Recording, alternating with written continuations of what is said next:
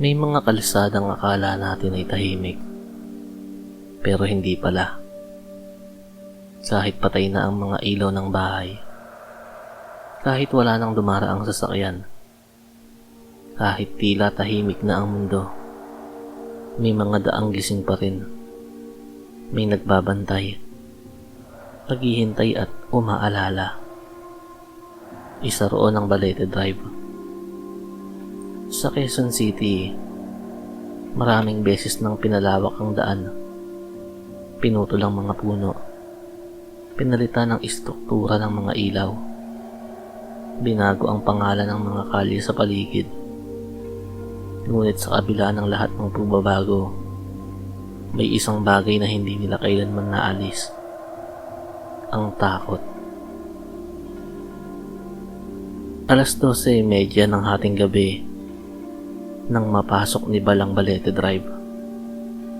32 taong gulang, grab driver, at ama ng isang batang babae. Pagod ang katawan, mabigat ang talukap ng mga mata, ngunit kailangan pang umasada. Sa tansya kasi niya, kulang pa ang kita para sa araw na yon. Isang biyahe na lang, bulong niya sa sarili. Tahimik ang paligid, walang katao-tao. Ang mga puno ng balete ay nakahanay sa gilid ng kalsada, tila mga higanting bantay na may mahahabang ugat na parang mga daliring nakausli mula sa lupa. May mga poste ng ilaw, ngunit parang hindi sapat ang liwanag upang tuluyang itaboy ang dilim. Pinatay ni Balang radyo. May kung anong bumigat sa dibdib niya. Sa unahan, may nakita siyang gumagalaw. Isang figura.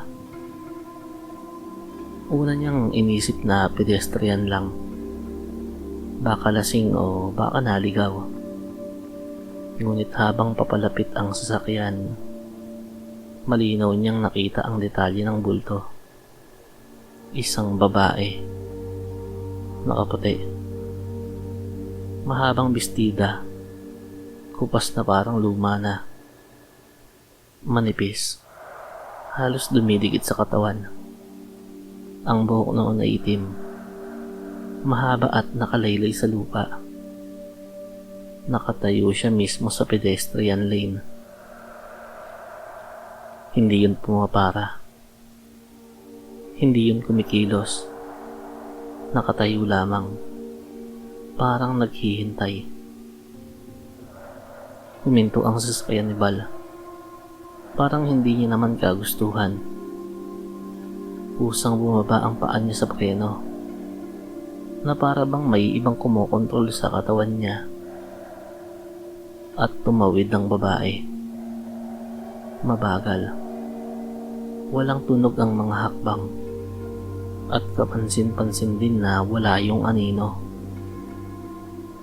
Pagdating sa gitna ng kalsada, huminto yun at dahan-dahang humarap sa kanya. Doon niya nakita ang mukha nito. Maputla, payat, may bahid ng pasa sa leeg, tila bakas ng lubid. Ang mga mata ay malalalim, nangingitim sa ilalim na para bang ilang linggo nang walang tulog. Bumukas ang bibig ng babae, at bagamat walang tunog na lumabas, may boses na umalingaw-ngaw sa isip ni Bala. Nasaan ang asawa ko? Nagising si Bal kinabukasan na basang-basa ng pawis. Hindi niya alam kung paano siya nakauwi. Ang huling naaalala niya ay ang mga mata ng babae at ang bigat ng tanong nito. Hindi siya pumasada ng sumunod na gabi. Sa terminal, kinausap niya ang matandang dispatcher na si Mang Isko, 50 taon ng driver. Hindi na nagulat ang matanda sa kanyang ikinuwento. Marami nang pinagpakitaan yun. Wika nito habang humihit-hit ng sigarilyo. Iba-iba ang kwento. Depende raw sa kung sino ang nakakakita. Ikinuwento ni Mang Isko ang mga bersyon. May nagsasabing nabundol ang babae at iniwan sa kalsada. Hit and run daw. May nagsasabing ginahasa ng mga sundalong Hapon noong panahon ng digmaan. May iba namang nagsasabing estudyante ng UP na isinakay sa taxi at dinala roon para saktan. At may pinakamatandang bersyon. Ibinigti raw nito ang sarili dahil iniwan siya ng asawa. Napatingin si Bal sa kanyang sariling mga kamay. Bakit ako? Tanong niya. Ngumiti ang matanda, ngunit walang saya. Hindi naman ikaw ang pinili. Nagkataon lang na ikaw ang natapatan. Sagot nito. Noong 1944, may isang babaeng nagngangalang Elena Marasigan. Tahimik siyang dalaga. Asawa ng isang karpinterong nagngangalang Ramon. Nakatira sila malapit sa Balete Drive. Noon ay hindi pa kalsada yon, kundi makipot na daan sa gitna ng kakahuyan. Nang sumiklab ang digmaan, nawala si Ramon. Hindi na nakauwi. May nagsabing dinakip. May nagsabing pinatay. May nagsabing tumakas. Araw-araw, lumalabas si Elena sa daan. Nakaputi. Naghihintay.